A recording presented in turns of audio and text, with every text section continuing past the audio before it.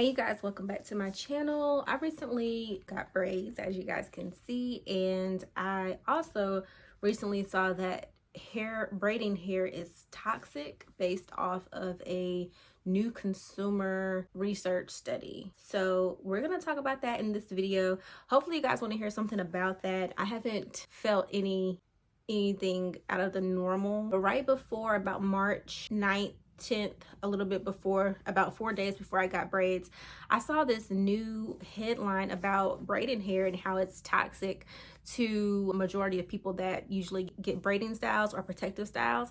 And so I looked into it, but I didn't look into it until after I got my hair done. So that's what we're going to be talking about in this video. Definitely make sure to comment down below if you guys have any thoughts or comments on this. I think it is, interesting. I think it is important to also look into it, especially if you want to get braids and have hair and styles with braids.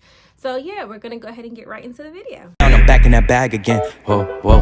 Oh, say less. I'm back in that bag again. Yeah, yeah. Oh, say less. I'm back in that. Yeah. What you doing? Yeah, yeah. I'm back in that. Hey.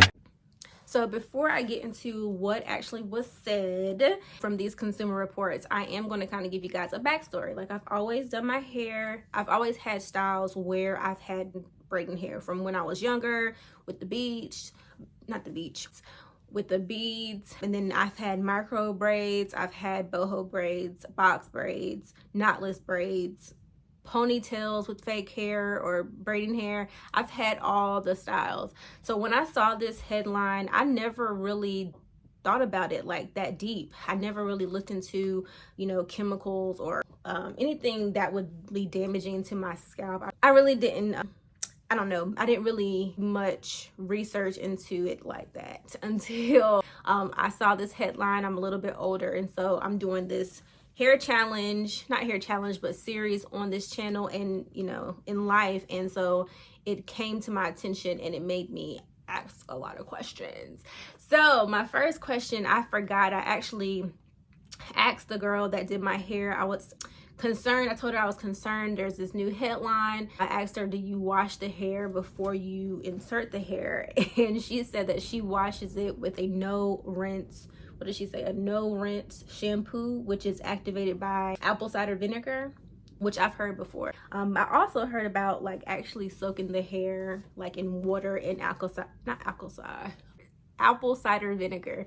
And so I think just reading it back, I think she said no rinse shampoo. So that means that she just put it on like a no rinse shampoo and is activated by apple cider vinegar. So that is what is in my hair currently. But anyways, I say all of that to say I never knew it to be a direct link to any type of cancer or any other type of illness. It just never dawned on me to look into it that much. And I don't know if I'm the only person, but when I heard about it, I don't know, when I heard about it this time, it was kind of like, let me just look into it for myself and do my own research so I know exactly what they're talking about, and just so I can gather my own belief system around braiding hair. So we know and we love our braiding hair styles. It is very windy today. Our protective styles and all of that jazz. And so I don't foresee myself not continuing to wear braids because of this. I just feel like it's important to just look into it a little bit more just to see how I feel about the type of hair for the styles that I want and a lot of other people will continue to wear. So I believe I think last year, 2024? Yeah, last year I did my hair in boho braids and I used strictly human hair. And so with that, I feel like was a little bit more, health conscious, but still I don't really know what's in a lot of things. And so from the consumer report, I do want to kind of touch base on what was found, what exactly was found, and like why, what brands too. So there's 3 common brands. I think that they tested, and I'm not even sure exactly who is doing this research. I didn't even look into it that much, to be honest. So if you guys know, let me know. But there's 3 major brands: Magic Fingers, Sensational, and Shake and Go. And I don't personally believe that I've ever used any of those. But there's also some other well-known brands too that are included in this research that I probably have used. I know Kankalung was one of the the brands that was in. Kangalong is the type of hair that was included in this research. But anyways, it was found that there's carcinogens and chemicals that may cause cancer, VOC, which is volatile organic compounds, I believe, in acetone. And I don't even know what that means when it comes to like your health, but it evaporates in the air at room temperature. And so, yeah, that's it. And so for me, I believe with my research, just washing the hair is beneficial for getting most of that toxins out of the hair. That's me. And for me, it's like if you wash it beforehand and then put it in, you're good to go. But comment down below if how y'all feel about that. The other way of thinking that I had was maybe just doing human hair. And so with that, I was like, okay, well, is human hair toxic then? And so I just think that I think there's a lot of different products that are questionable, because I was reading that one of them, I can't remember which company it was, but it was one of those three that I mentioned. They pretty much have this type of chemical that is not even allowed in the United States. So stuff like that, I feel like should be banned, and we should not use that type of hair where they're blatantly, you know, disregarding regulations. Like stuff like that, I feel like is more important to know and be knowledgeable of when you're outsourcing your hair, when you're talking to your beauticians, whoever does your hair, and just making sure that they're, you know, they're aware, they're acknowledging that there is, you know, harmful products out there. And so I think, you know, the girl that did my hair, I think she was pretty aware of, you know, the news and what's going on. And, you know, she's super younger than me. And like I said, like for me, I'm just finally like looking into it because I don't wear braids that often. But I definitely love the style. And so I probably won't stop doing my hair like this. Long story short.